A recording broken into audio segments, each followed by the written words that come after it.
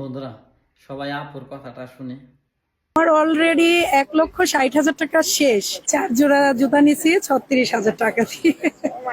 আমার হাজবেন্ড ফ্রান্সে থাকে, উনি আমাকে টাকা দেয়, আমি ওনার টাকাই চলি।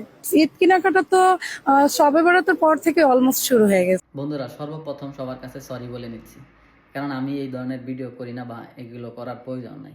কিন্তু তারপরেও কিছু কিছু সময় এইসব রিপ্লে ভিডিও করতে হয়, কারণ আমারও ফ্যামিলি আছে।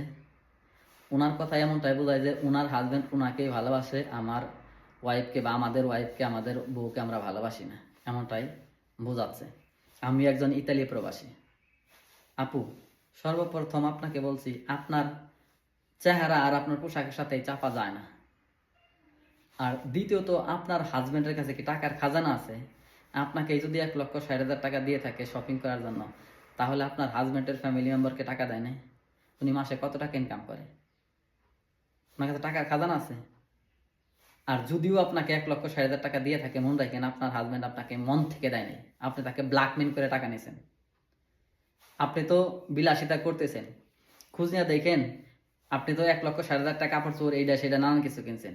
খোঁজ নিয়ে দেখেন মাস শেষে আপনার হাজবেন্ড জাইঙ্গা কিনা টাকা থাকবে না। কারণ কি জানেন? আপনার হাজবেন্ড প্রবাসী।